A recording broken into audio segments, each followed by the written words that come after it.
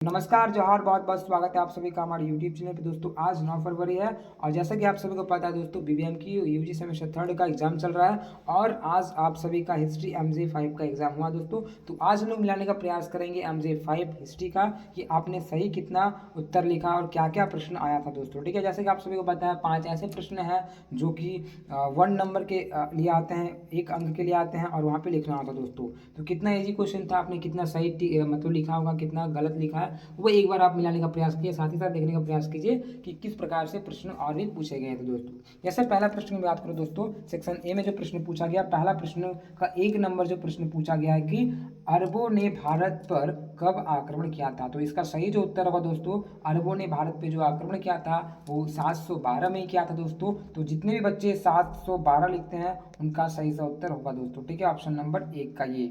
चलिए आगे बात करें दूसरा प्रश्न। दूसरा जो प्रश्न पूछा गया है कि तराइन का प्रथम युद्ध कब हुआ था दोस्तों। तो ये मैंने आपको ऑब्जेक्टिव में बताया था, तो ये भी भिड़ गया है। दूसरा जो क्वेश्चन यहाँ पे पूछा जा रहा है कि तराइन का प्रथम युद्ध कब हुआ था, मैंने बताया था आप सभी को। जो तराइन का प्रथम युद्ध जो हुआ था 1191 में हुआ था दोस्तों, पृथ्वीराज चौहान और मोहम्मद गौरी के बीच में। ठीक है, तो आपने इसको लिखा होगा दोस्तों, ये मैंने करवा दिया था। आगे तीसरा जो प्रश्न पूछा जा रहा है कि राजपूत काल में शिक्षा का प्रमुख केंद्र था। तो देखिए इसमें आप नालंदा भी दे सकते हैं, जितने बच्चे नालंदा दिए हैं अच्छी बात है, विक्रमशिला भी दे सकते हैं, उज्जैनी भी दे सकते हैं दोस्तों। ये सभी के सभी इसके उत्तर हो जाएंगे, तो ये आप लोग लिखेंगे दोस्तों। ठीक है ना। चलिए आगे चौथा प्रश्न क्या पूछा जा रहा है कि प्रतिहार वंश के संस्थापक, ये भी मैंने करवाया था दोस्तों। प्रतिहार वंश के जो संस्थापक माने जाते हैं वो नागभट्ट प्रथम माने जाते हैं। तो जितने भी बच्चे ने नागभट्ट प्रथम लिखा होगा वो वास्तविक संस्थापक माना जाता है, तो सही से उत्तर नागभट्ट प्रथम हो जाता है दोस्तों। चलिए आगे प्रश्न पूछा गया है कि ठीक है, मोहम्मद गजनवी ने भारत पर कितनी बार आक्रमण किया था दोस्तों। मैंने आपको बताया था इन्होंने भारत में 17 बार आक्रमण किए थे दोस्तों, आपको मैंने बता दिया था। ऑब्जेक्टिव वाला जितने भी बच्चे देखे होंगे आपका 1 नंबर वाले तो प्रश्न निश्चित तौर पे हो ही गया होगा दोस्तों। तो 17 बार इन्होंने आक्रमण किया था, तो ये आपका सही सा उत्तर होगा दोस्तों। आगे जो है वो देखेंगे कि किस प्रकार से प्रश्न पूछे गए थे, जो कि 5 नंबर में पूछे गए थे। यहाँ पे पूछा गया है कि राजपूतों की असफलता के कारण की चर्चा करें। तो ये मैंने आपको करवाया था, राजपूतों की उत्पत्ति और राजपूतों का पतन के कारण। तो वही हो गया दोस्तों, पतन असफलता, तो आपने लिखा भी है दोस्तों। नेक्स्ट जो क्वेश्चन पूछा गया था कि चोल प्रशासन पर टिप्पणी लिखे। चोल वंश दक्षिण भारत का एक महत्वपूर्ण वंश होता है, जिसके समय जिसका जो राजेंद्र चोल हो गया, चाहे वो विजयालय चोल हो गया, विजयालय इसके संस्थापक माने जाते हैं और राजेंद्र चोल एक बहुत ही महत्वपूर्ण शासक माने जाते हैं। तो इन्होंने किस प्रकार से अपने देश के साथ साथ अन्य देशों से युद्ध किया, दक्षिण से होते हुए उत्तर भारत में भी इन्होंने युद्ध किया था। तो आपको पता है कि दोस्तों चोल के बारे में थोड़ा लिख देना था।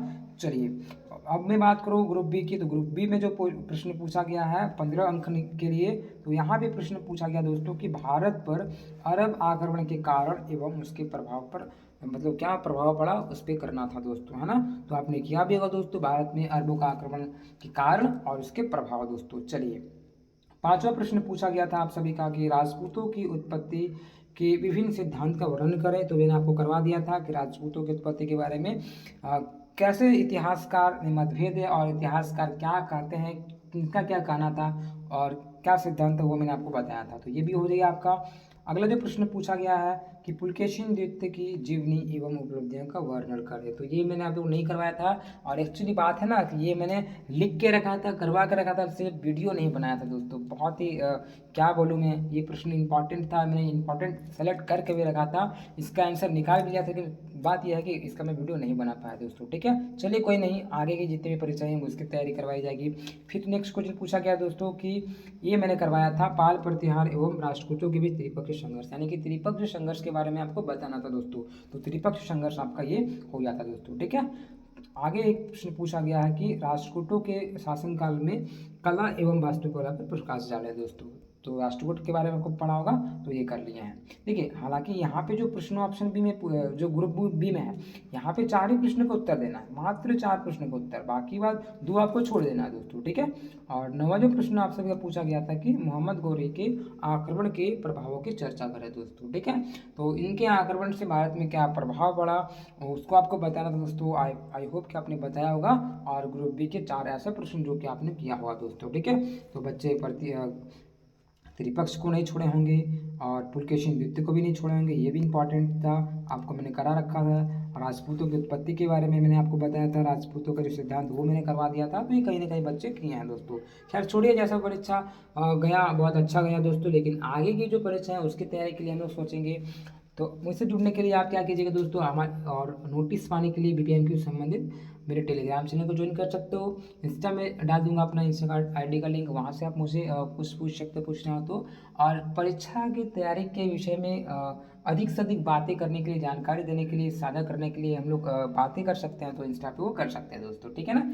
और आगे जो परीक्षा है वो किस प्रकार से होगी और इसके बाद कौन सा विषय है दोस्तों, वो प्यार से कमेंट करें। प्रयास रहेगा कि उस पर भी वीडियो बने और PBMQ सेमेस्टर 3 में अच्छा से अच्छा रिजल्ट हो दोस्तों। इसके बाद जो सेमेस्टर 4 आएगा उसका भी बहुत ही बेहतर प्रकार से तैयारी करवाई जाएगी दोस्तों। सिर्फ और सिर्फ आप लोग चैनल से जुड़े रहें। इसी प्रकार वीडियो देखने के लिए धन्यवाद। दूसरी वीडियो मिलता है। जय हिंद, जय भारत।